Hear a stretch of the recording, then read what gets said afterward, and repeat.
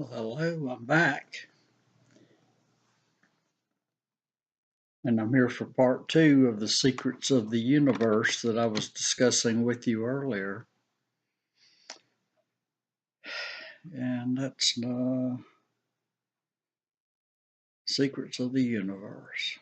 They don't have to be secrets, but most people don't take time to study them.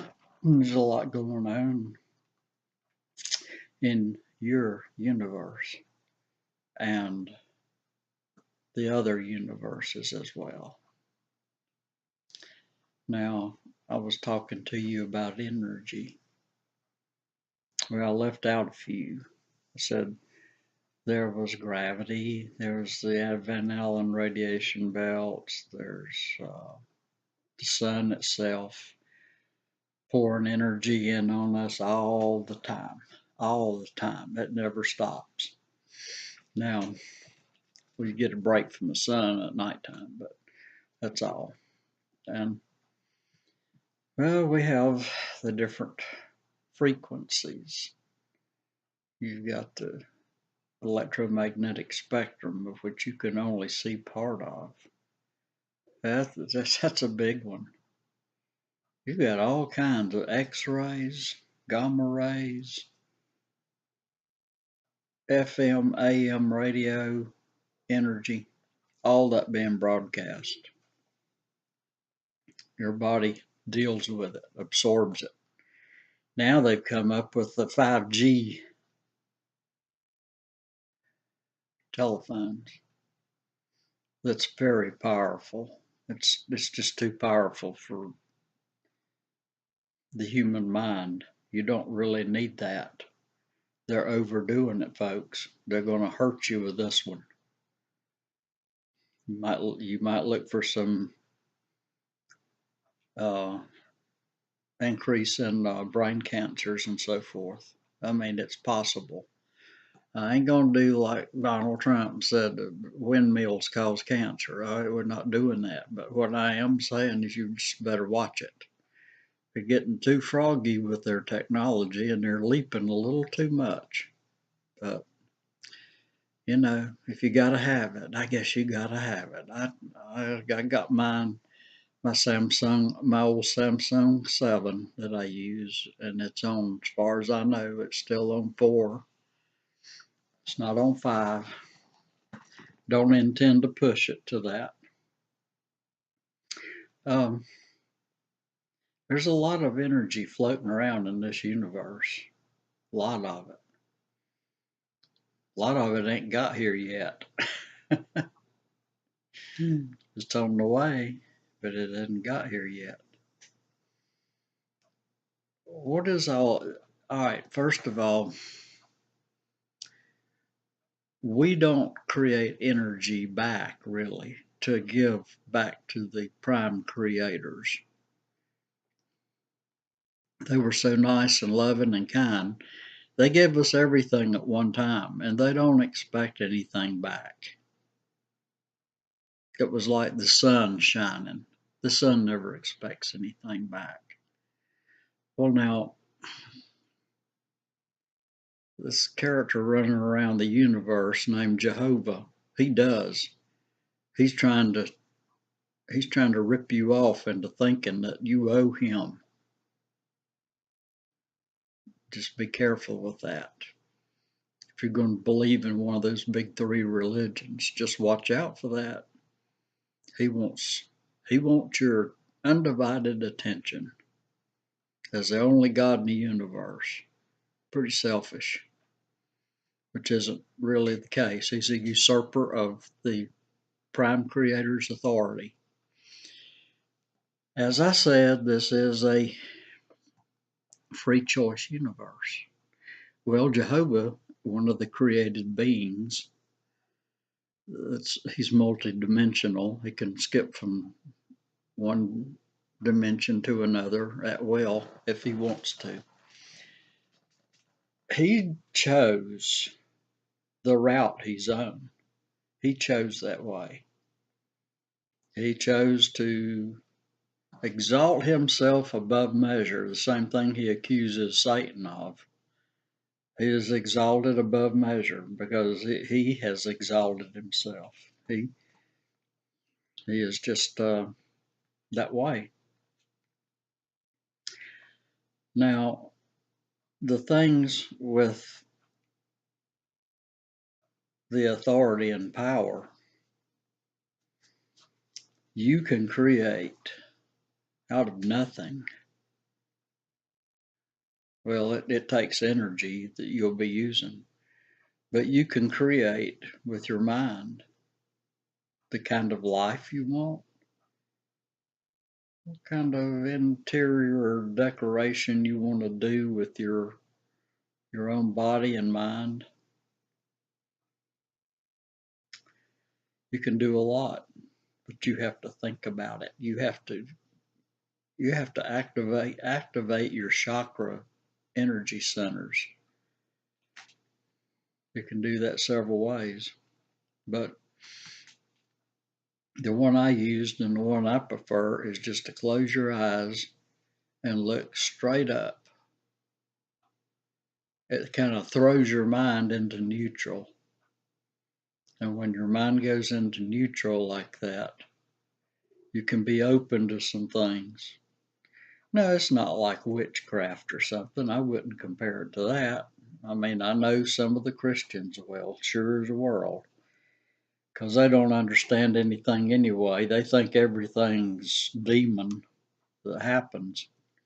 So that doesn't surprise me any. But for those of you that are serious about moving on, you want to move forward and helping the world and helping yourself. And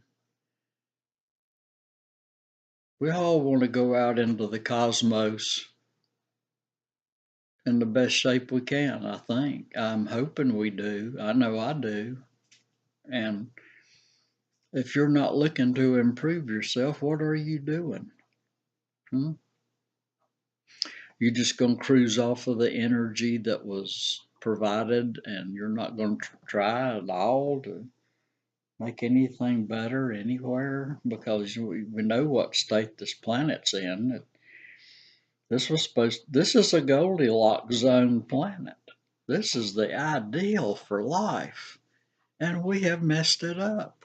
Well, we have a responsibility to be caretakers of this planet, not just for us, but for the other species that come here to study. This is a library, learning laboratory situation here on Earth. People come here, other exo-civilizations come here to learn. It's a laboratory. You get Jurassic Park.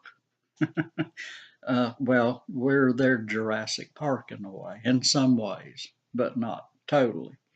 But some of them, like the reptoids, have moved in here. They're underground. You're not going to see them. Matter of fact, some of them are cannibal. They will eat you. Some of the reptoid will. You don't want to encounter them. Don't go looking for them. They're not like Bigfoot. The quickest way to get to them, I'll tell you the quickest way to get to them because it's already been accomplished. That's through the monastery tunnels in Tibet, where they know about these creatures. They do interact with them at a connecting point. They don't go way down in. They could if they were invited, but these old temple masters up in the Himalayan Tibetan monasteries, they know what's going on. They can tell you. The Nazis went up there looking in World War II. The Nazis, the Annaber unit of the elite SS. Well, they weren't really elite; they were stupid, but they went there and visited with these monks, and they found out a lot of secrets. They found out a whole lot more than they should have ever found out. so much so that they were able to connect with. They use the Virile Society, and they use uh,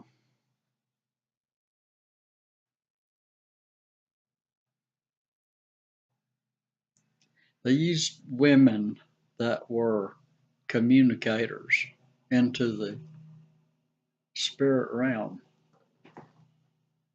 They used them to go into some of the areas that were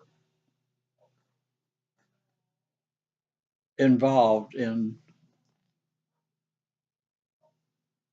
creatures from beyond, giving mankind technology that it was a little premature to be given us. With the realm of the objects like the gravity repulsion devices that push away gravity, that kind of thing. So what we've done is we've opened up a brave new world in ways that we shouldn't have messed with at that time. We can, well, we're going to have to overcome it. We'll have to overcome the creatures that were brought in to help them, because they're here, they're out there. I can't tell you where all, but there's numbers of them underground near Mount Shasta, uh, the Dolce facility in northeast New Mexico. There's plenty of U.S. bases that are underground that coordinate with these people, or reptoids. I'm not going to really call them people, I'll just call them reptoids. That's what they are. I have a lawnmower going in the background. I can't do nothing about that. I could shut the tape off and do it later. Sunday afternoon, they're cutting grass. Okay, that's cool. Anyway, you're needing to know that there are things going on this earth that if you just continue to let your government do whatever it wants to do, like it's doing now, that there's great changes coming, whether you like them or not, whether I like them or not. We're trapped in this swamp of reptoids and other things. Now the Pleiadians are here too. The Pleiadians come and go from Earth. They don't reside here totally all the time, but they're here to help overwatch and protect humans. That's what actually they in older times they're called the Nordics. They are the white, tall people, blonde hair, blue eyes. That's where Hitler got to trying to worship these people and trying to make his perfect race here on Earth. But that wasn't intended. They didn't come here for that. But they do intend to help preserve life on Earth. And that's where Jesus came from. Jesus was of the Pleiadians. He was not of the Anunnaki, which is what Jehovah's from. The Anunnaki, called the Watchers, also in the book of Genesis, and they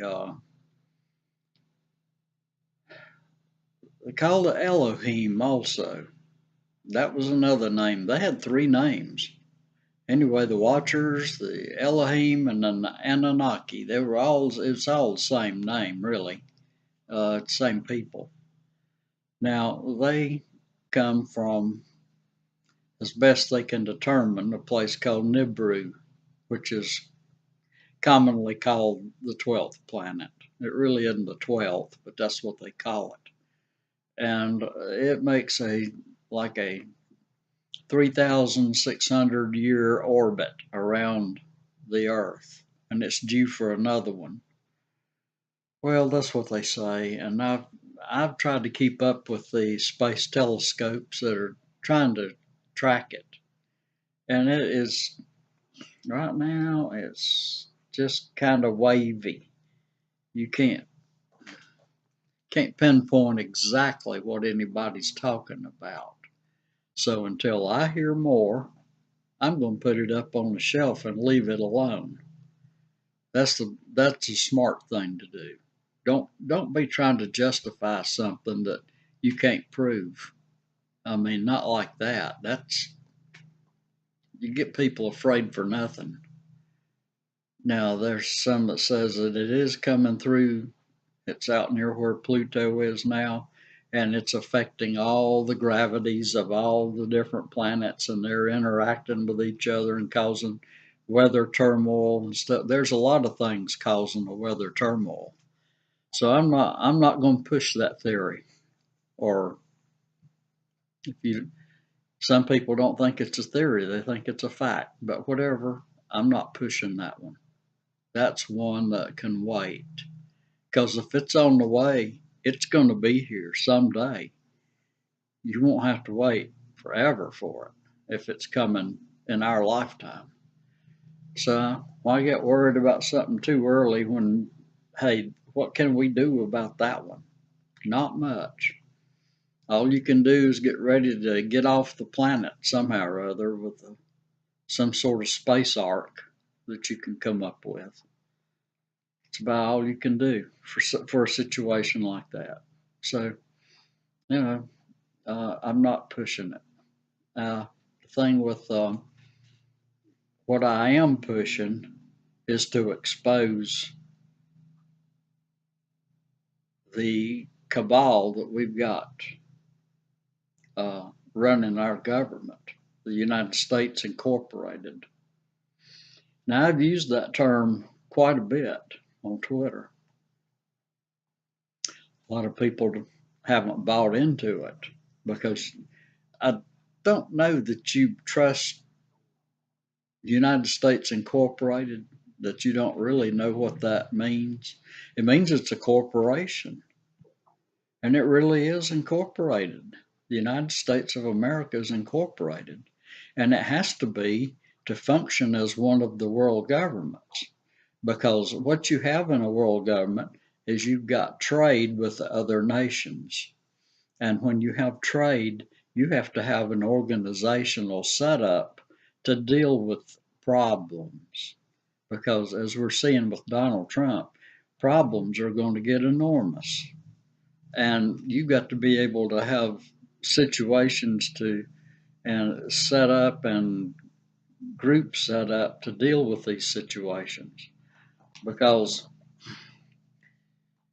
all right, it started out the Admiralty of the British Navy. It's called the Admiralty Court. It's set up to settle disputes between countries over financial overseas travel of goods. Well, they kind of took it beyond the overseas part. They kind of took it to everywhere. They want to regulate it all, not just the traveling overseas part. So what they've done, they've got, and it's in Geneva, Switzerland. It's a real organization. It's the Admiralty Court, and they try different cases all the time. This country's mad at so and so country because they felt like they were done wrong on a bargain that they had set up, things like that. These cases come and go. You don't ever hear about them. They're not newsworthy to the American people probably, but or Canadian people. The thing with the Admiralty law is. It's a military court. Aha. Oh, touche. They got you. You're in a military court when you go to court, and you didn't even know that, unless you've watched some of my other videos and talks and read my tweets. That yellow fringe on the American flag makes it a non-big air. It's not really an American flag anymore. It turns it into an American representation of the Admiralty law. That's what it turns it into. And some people have said, well, it's also the flag of the commander in chief, which is different from the president. But whether it is or not on that case, it doesn't. What I'm concerned with here is that you understand that the United States Incorporated is a real entity, and it is a corporation. It has a president, a vice president, and a treasurer. It has to have all three of those to be a corporation, and it's got them. And we kind of have in the past took turns at Democrats and Republicans sharing the leadership at one times or another. How that switches back and forth, or it was. Now it's looking like it's shifting in another direction, and that's not looking good for our government at all. Matter of fact, I don't know.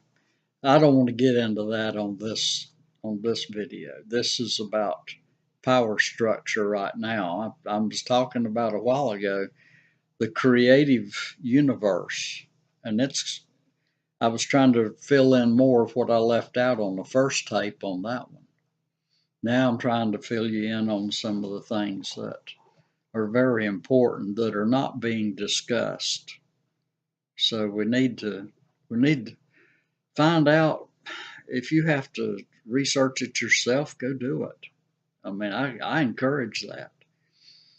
Go find out how in debt, how in servitude we already are to China and to the Bank of England. The Bank of England, they lord over everybody. They do. It's called the Crown. And you thought the Crown was the Queen of England? No. That's the royal family. The Crown is a quarter of a mile space of area downtown London in England, where the Bank of Rothschild, the House of Rothschild, resides. They're the largest bankers in the world. They control all the other banks, actually. Now, that's a brave statement to say they control them, but they do. If you check it out enough, you'll find the Rothschild banking family, what they want done gets done. So there you are. And nobody hassles with them or fusses with them about it. It just gets done. And Switzerland is one of their piggy banks. Switzerland is the richest nation on earth. They've got more loot stored in Switzerland than you can imagine, except that the Vatican, they do too. But most of theirs is art and gold that they've scarfed off of less fortunate nations across the world through their religious worships and stuff. But what you need to do is brush up on a little of this stuff if you haven't kept up with it.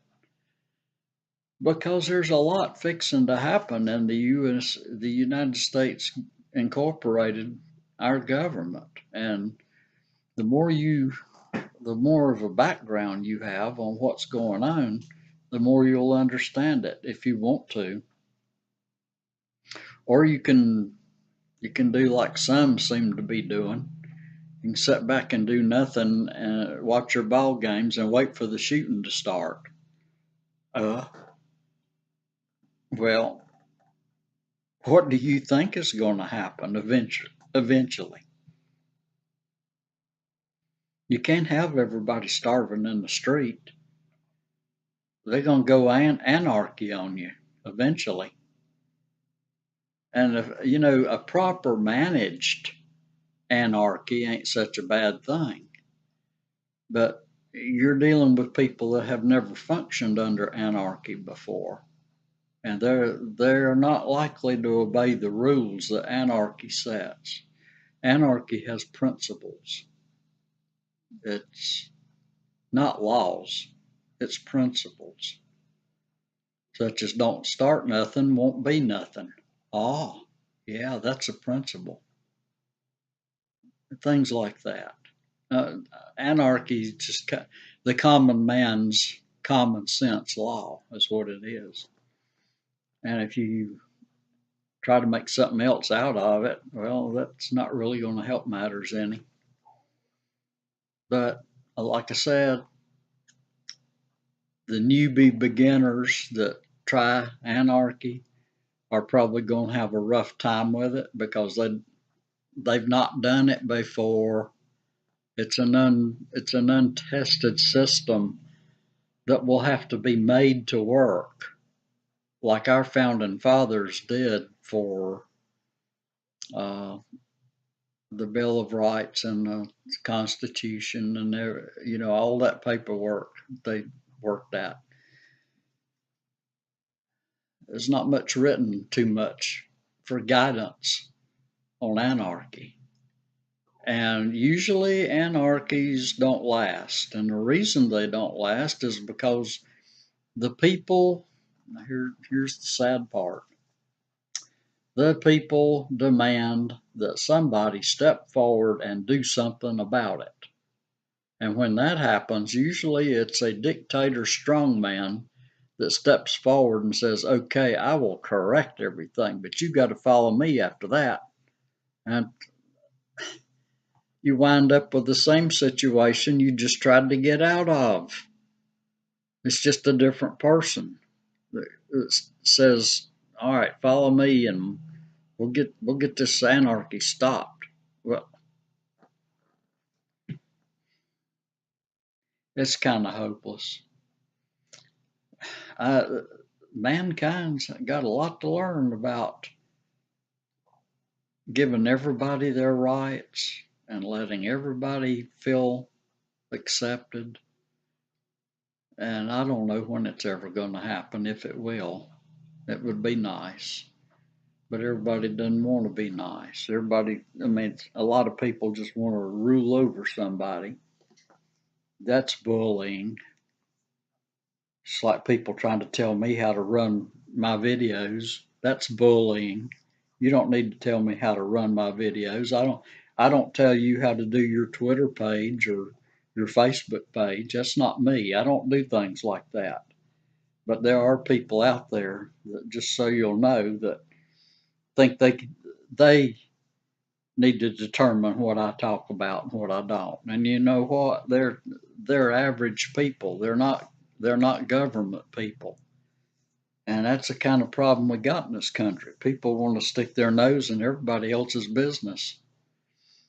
And the thing is, it's not going to get nothing done because I have to do what I feel like I have to do, just like y'all do. Okay, it's 29 minutes here.